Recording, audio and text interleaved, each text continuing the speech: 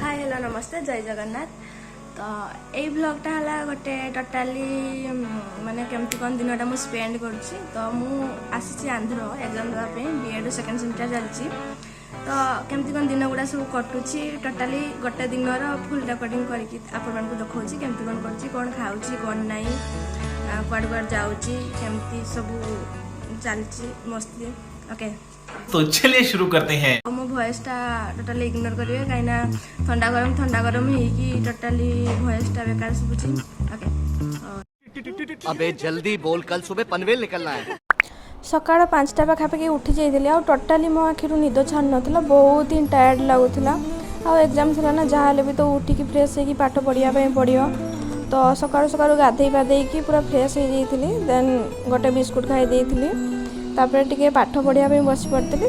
Then सकाळ 7टा पाखापाखि आमको breakfast डाकी देते। आ मत एत जोर से भोक लगुला मु लिटराली समस्त डाकुली जल्दी आस खावाई जावा बोली। आ ब्रेकफास्ट आमको दिखाई बरा आलुदम।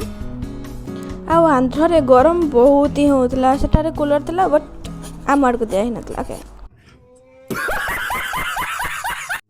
तो जल्दी जल्दी खाइबा सार देते। देन रूम को जाकि पुणी पढ़ापढ़ी स्टार्ट कर देते। तापर 9टा पाखापाखि मु पाठ पढ़िया बसती माने शोली केत आखि लगे टोटाली जानी पारनी। फिर उठिकी पुणी आउ थे पाठ पढ़िया टिके टाइम बसी।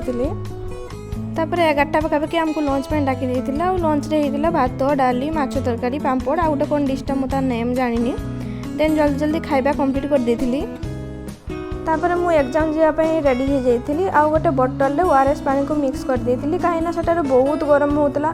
आ एग्जाम टाइम रे शोष लगे ना मत टोटाली नॉर्मल वाटर पीवाई इच्छा हुए से ORS मिक्स थी पानी नहीं जाते ORS पानी ही नॉर्मली से पीऊली। तापर 12टा पाखापाखि जाकि बस रे बसवाई बाहर जाइए आ बस रे बस जाइए। आ बस रे बसवा टाइम टिके time last time revision type book खोलिकी मुझे देखी दूसरी। देन जाकि कॉलेज रे पहुँच जाइए। बस रे एत जल्दी बसवार रिजन बास एया कि आमे जो रोचे आउ कॉलेज रो डिस्टेंस पाखापाखि 30 किलोमीटर पाखापाखि आ रास्ता टे खराब ना। तो से जा आसबार पाखापाखि घंटे रू घंटे 20 मिनट लगे। तो 12टा बेले जाकि बस रे बसला आमर काउंटिंग हुए समय बेला आसिले कि आसिले। देन बस छाड़ी आसला बेले पाखापाखि 1:30 टाइम हो जाए। देन 1:30 बेले बेल बाजे। देन आम एग्जाम हॉल को एंट्री करूँ। आईटा आम एग्जाम हॉलटा था जो मो सेंटर पड़ता मुझे कर्णर बसती। ओके तो बस फोन सबमिट कर देगी बस जाइए। बस 5 मिनट आगु आमको खाता खाता सब दे दिया हुए। देन एग्जाम था घंटे 30 मिनट आ रूम रे आसिकी मु पहुँच जाइली 5टा पाखापाखि। एग्जाम बहुत खराब बहुत खराब। तापर बहुत ही जोर से भोक लगुला खावाई सेमती किसी नाला कहीं अलरेडी 2 दिन हो जाता। तो 2 दिन भितर आम जहाँ जानते सबकि कम्प्लीट कर देते खाଇବା। तो किछिटा बची तो से गुड़ा जस्ट एवं आम खाईदेवा। देन समस्ते मिसिकी फास्ट खाई देते चको किस। देन काजू वाला बिस्कुट। तापर यहाँ गोटे कौन ता ना मुझे जानी। देन खाई सोया स्टिक। तापर बिस्कुट किसी खाई देती। तापर को आपुल गोटे काटिकी खाई देते। तापर संध्या टाइम रे टिके बाहर को बाहर जाइए बुलावाई।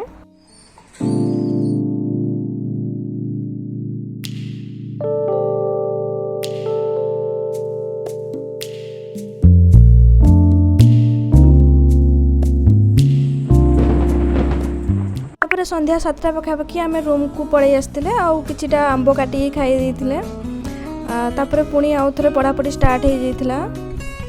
तापर 8:30 पाखापाखि मुझे ड्रेस पैकिंग कर देती कहीं जो दिन मुझे वीडियोटा शूट कर नेक्स्ट दिन एग्जाम सरला परे ही आम खाई जस्ट ओडिशा को रिटर्न करने बाहर।